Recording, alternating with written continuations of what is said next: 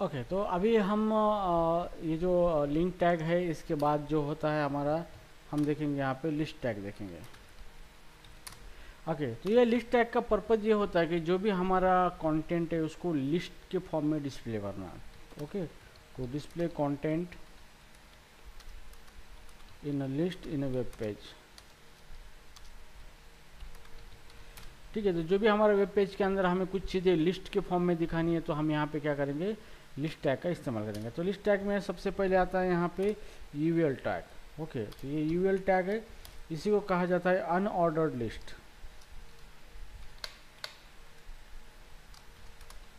Unordered list. ठीक है, तो यहाँ पे ये जो यूएल टैग है इसका इस्तेमाल करके हम लिस्ट बनाएंगे, लेकिन अनऑर्डर्ड लिस्ट मतलब उसके अंदर जो भी एलिमेंट होंगे लिस्ट के अंदर उसका कोई स्पेसिफिक ऑर्डर नहीं होगा। जैसे हम किसी चीज़ को बुलेट पॉइंट से डिस्प्ले करते तो वहाँ पे ऑर्डर वगैरह कुछ नहीं होता। ठीक है, और इसके साथ हम करना पड़ता है हमें एल टैग। ओके, तो ये जो लिस्ट टैग है इसको हम यूज़ करेंगे, ये एक एक एलिमेंट वहाँ पे डिस्प्ले करने का काम करेगा। Okay, so display single item in a list. ठीक है, तो एक एक लिस्ट के अंदर सिंगल आइटम हमें यूज़ करना है तो हमें यहाँ पे एल टैग का इस्तेमाल करना पड़ता है। ठीक है, तो चलो अभी इसको मैं हटा देता हूँ यहाँ पे। अब मुझे कुछ कोर्सेस है मेरे पास, उसको लिस्ट के फॉर्म में डिस्प्ले करना है, तो मैं यहाँ पे यूएल यूज़ करूँगा अनऑर्डर्ड लिस्ट, और यहाँ पे एल यूज़ करूँगा। जैसे कि मेरे कोर्सेस है जावा, मुझे लिस्ट बनानी है कोर्सेस की, लिस्ट के फॉर्म में डिस्प्ले करना है जावा 5 कोर्सेस। ठीक है, और जावा है, उसके बाद गोलैंग है, उसके बाद है मेरा एंगुलर, उसके बाद जावा स्क्रिप्ट है, और यहाँ पे मेरा सॉफ्टवेयर टेस्टिंग है।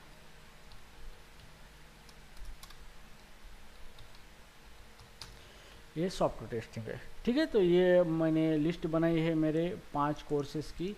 ओके, और ये यूएल टैग के अंदर ही मुझे लिखना है। ओके, तो यूएल टैग क्या करेगा, इसको लिस्ट बनाएगा अनऑर्डर लिस्ट, और एल टैग एक एक लिस्ट आइटम को डिफाइन करेगा यहाँ पे। ठीक है, तो कंट्रोल एस करने के बाद इसको हम रन करेंगे हमारे ब्राउज़र के ऊपर इस तरीके से, और मैं इसको जैसे भी इसको रन करूँगा मतलब रिफ़्रेश करूँगा तो ये देखो यहाँ पे क्या आ चुका है, ये हमारी लिस्ट आ चुकी है। ओके, यहाँ पे बाय डिफ़ॉल्ट ये राउंड बुलेट यहाँ पे लिया है, क्योंकि यहाँ पे ये डिफ़ाइन करता है कि कोई ऑर्डर नहीं है, सिर्फ हमने यहाँ पे लिस्ट के अंदर आइटम को क्या क्या है डिफ़ाइन किया है। ठीक है, इस तरीके से हम यूएल टैग का इस्तेमाल करते हैं। आपका लिस्ट, ओके, ये आपका अनऑर्डर लिस्ट होगा जिसके अंदर आप इस तरीके से लिस्ट बना सकते हो। ओके, तो ये हो गया आपका लिस्ट टैग, वो यूएल टैग, यूएल के अंदर अनऑर्डर लिस्ट बनाया हमने। ठीक है ना, इसके बाद है यहाँ पे हम देखेंगे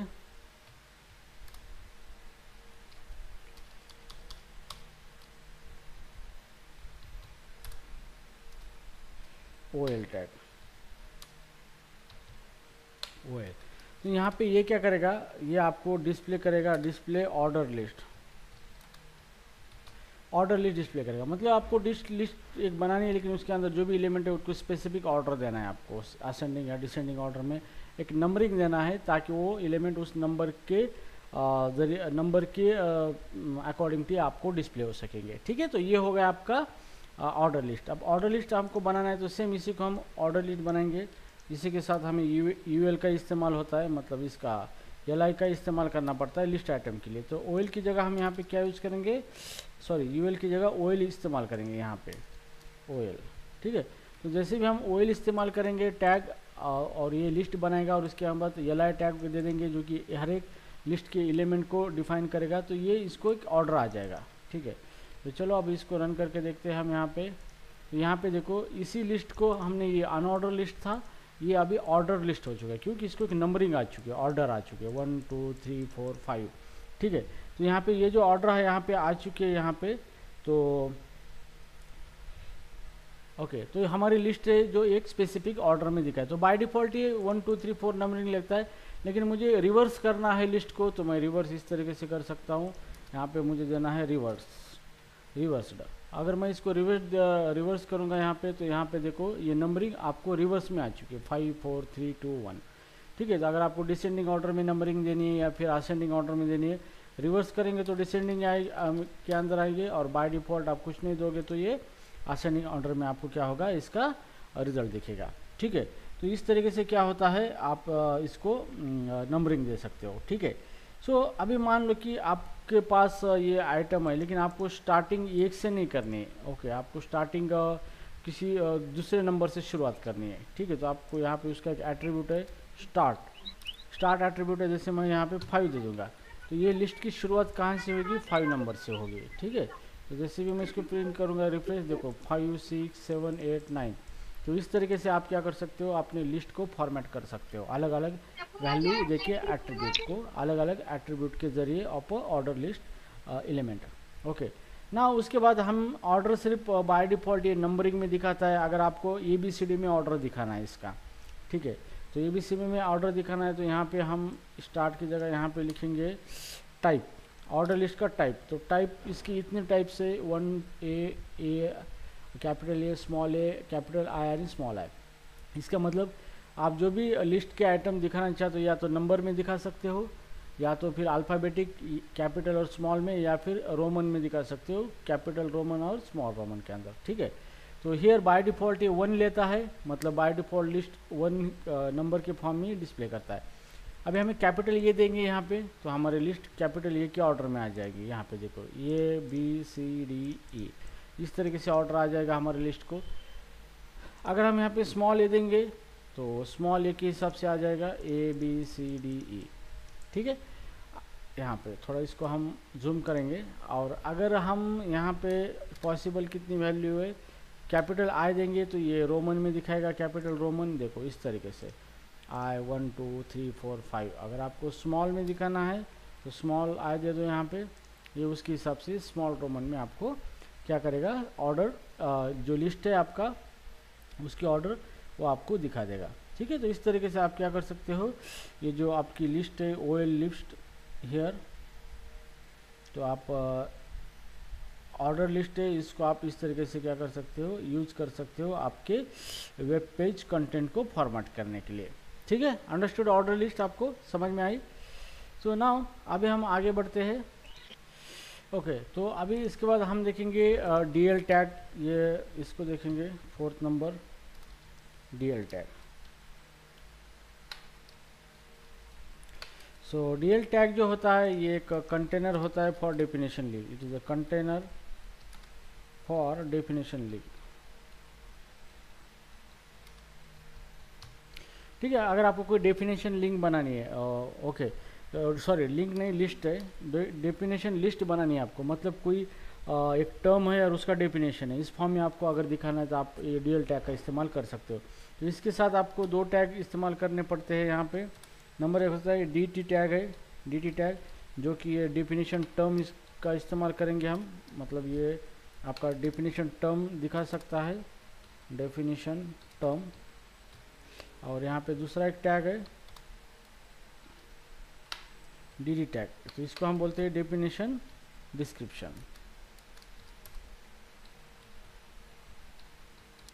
ठीक है, तो जैसे मान लो कि मेरा एक डेफिनेशन है, जैसे कि HTML, तो ये मेरा क्या है, डेफिनेशन टर्म है, मुझे इसकी डेफिनेशन लिखना है, colon it is a hypertext markup language. ठीक है, तो यहाँ पे ये क्या होगा, ये डेफिनेशन टर्म हो गया, और यहाँ पे ये इसका डिस्क्रिप्शन हो गया। ठीक है, तो अगर आपको इस तरीके से अगर कुछ बनाना है, लिस्ट बनाना है आपको, तो आप यहाँ पे क्या से यूज कर सकते हो, DL टैग का इस्तेमाल कर सकते हो यहाँ पे। ठीक है, तो जैसे कि चलो मैं अभी यहाँ पे बनाऊँगा इस तरीके से, तो इसको अभी हटा देंगे हम।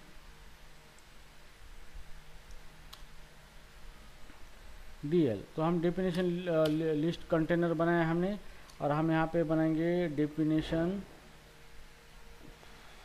DT, definition term. तो मैं यहाँ पे HTML लिखूँगा, ओके, और मुझे HTML ये मेरा टर्म है, और इसका डिस्क्रिप्शन लिखूँगा मैं DD यहाँ पे, और DD के अंदर मैं लिखूँगा it is hypertext markup language. Okay, तो ये एक हाइपरटेक्स्ट मार्कअप लैंग्वेज है। ठीक है, ये तो यहाँ पे DL डेफिनेशन ये कंटेनर है डेफिनेशन लिस्ट के लिए, जिसके अंदर DT, यहाँ पे टर्म HTML है जिसकी डेफिनेशन हम इस तरीके से देना चाहते हैं। ठीक है, तो चलो अभी इसको रन करके देखेंगे किस तरीके से आउटपुट आता है। और रन करेंगे तो यहाँ पे देखो ये HTML आ गया और इसकी डेफिनेशन ये आ चुकी है। तो ये टर्म है और ये इसका क्या है, डिस्क्रिप्शन है। ठीक है, अगर मुझे जावा के बारे में लिखना है कुछ, तो यहाँ पे फिर से हम लिखेंगे डेफिनेशन टर्म जावा। ओके, और जावा की डेफिनेशन DD के अंदर लिखना है हमें। So it is a programming language. Okay, तो ये एक हाई लेवल प्रोग्रामिंग लैंग्वेज है। It is a high level programming language. Okay, तो हियर जैसे मैं इसको रन करूंगा तो यहाँ पे देखो ये दूसरा आ चुका है HTML, उसकी डेफिनेशन। तो इसी को कहा जाता है डेफिनेशन टर्म। ओके, तो ये है DT। ओके, जिसके बारे में आपको लिखना है, और उसका डिस्क्रिप्शन ये DD है, और ये दोनों एक कंटेनर में है जिसका नाम है DL डेफिनेशन लिस्ट। ओके, तो अगर आपको इस तरीके से डेटा को दिखाना है वेब पेज के अंदर तो आप इस तरीके से यूज कर सकते हो। ओके, आपको फिर से लिखाना है यहाँ पे, जैसे कि जावा CSS है, यहाँ पे CSS। ओके, तो CSS है, तो यहाँ पे it is a cascading style sheet.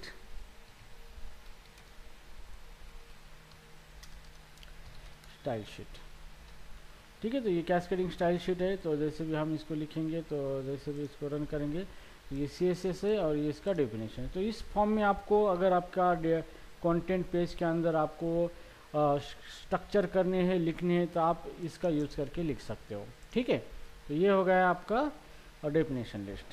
So right now here